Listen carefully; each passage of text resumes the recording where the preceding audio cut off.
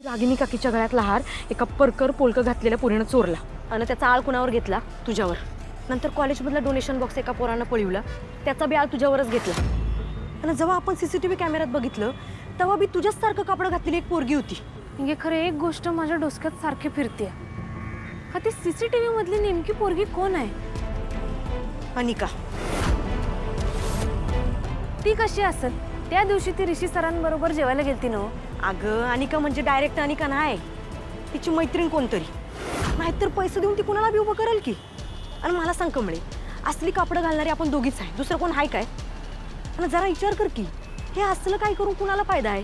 तिलाच नवं, कारण या आधी बी तिनं हेच केले.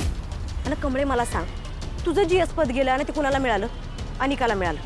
आणि त्या दिवशी ती कडू आजी पडली तेव्हा बी त्या म्हातारीनं कुणाचं नाव घेतलं? तुझंच नाव घेतलं. खरं अनिकानं माझी बाजू घेतली ना, सांगितलं, विरोध केला आजीला.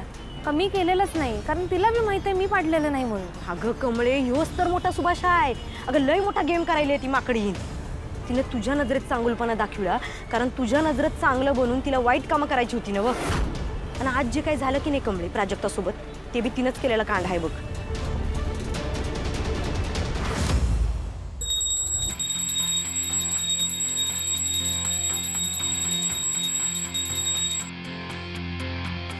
थँक्यू सो मच देवी, थँक्यू सो मच माझा प्लॅन वर्कआउट करण्यासाठी.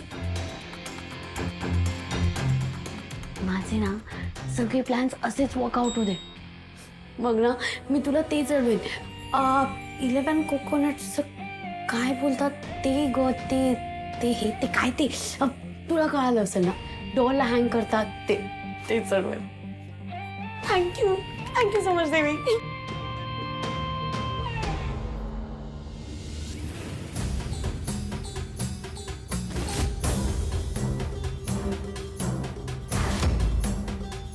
काय हा? आणि कोण आहेस तू? इथे घरात कसा काय खेळतोयस? हे गोट्यांनी खेळायला घर तुझ्या बापाचं आहे? उठ. आई तो असं ऐकणार नाही त्याला ताता. ओ मॅडम, हा माझा मुलगा आहे. घरात याला कोणी सांभाळायला नव्हतं म्हणून मी याला इथे घेऊन आले. तुझ्या घरात कोणीही नाही म्हणून त्याला इथे आणायला हे काय पाळणं घर आहे का? नाही ना? अगं या मूर्खा मुलामुळे काही नुकसान झालं तर? अगं ए रागिणी, हा लहान आहे तो, दपाटा नको खाली. ए बळा, चा बाहेर खेळ. हा घरात नाही खेळायचं.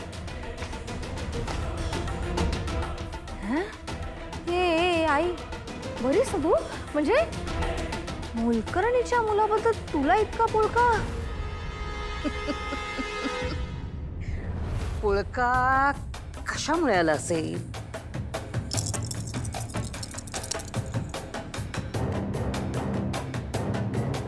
याने मला एक वेगळीच आयडिया दिलेली आहे. आयडिया? कोणती आयडिया?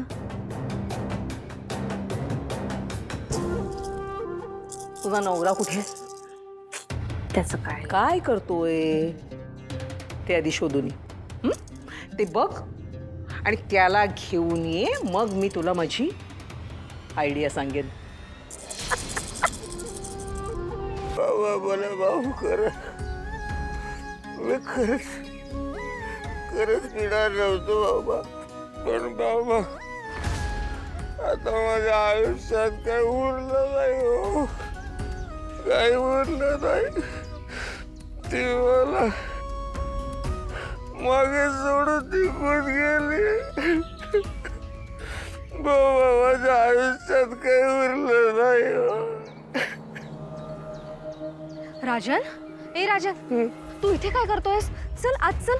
बघ आईनं कसं तरी होतंय. चल चल चल चल चल. मी आलो. मी आलो. मी डॉक्टरांना बोललो होतो.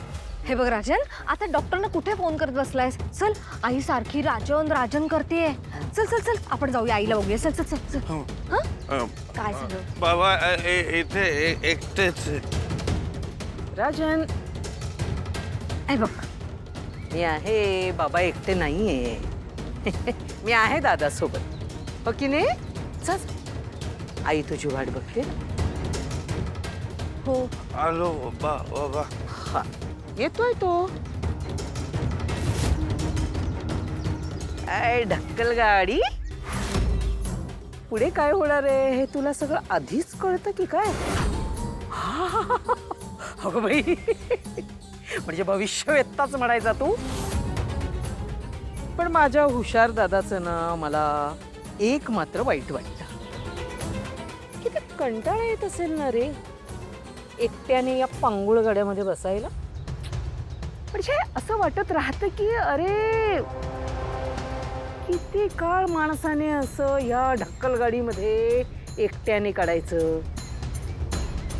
आपल्या सोबतीला कोणी असेल तर मी त्याचा सुद्धा विचार केलेला आहे की तुझ्या सोबत कोणाला ठेवायचं बरं. मला असं वाटतं सर्जा बरोबर राज्या कसा होईल.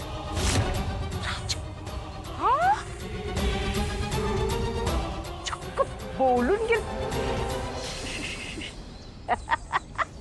राजन, हे सगळं तुझ्याचमुळे घडतंय, कळतंय का? ती गावछाप कमळी जेव्हापासून या घरात आली आहे ना तेव्हापासून होतंय सगळं. आणि तिला आणलं कोणी तर तूच. राजन ऐक ना माझं. राजन ऐक ना, मला माहितीये तुझं माझ्यापेक्षा त्या गौरीवर जास्त प्रेम आहे, हो ना? तू कधी विसरलासच नाहीस ना तिला?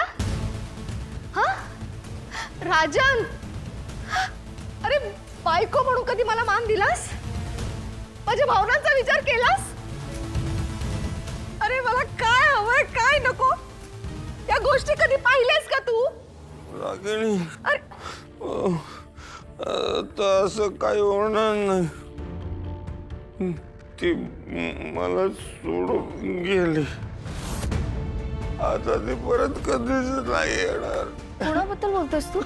ती ती देवळात भेटली आणि गेली मला सोडून. एक मिनिट इकडे बघ. कोण भेटली देवळात? कोण सोडून गेली? राजन, कुणाबद्दल बोलतोयस? इकडे बघ. कुणाबद्दल बोलतोयस तू? राजन, रागिणी, ए राजन, आई इथे काय?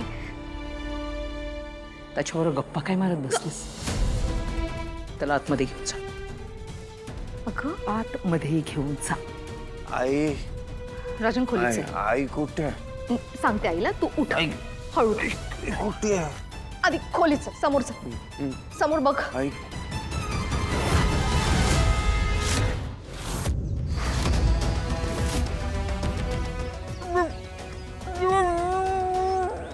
आजोबा, आजोबा तुम्ही इथे एकटं काय करायलाय?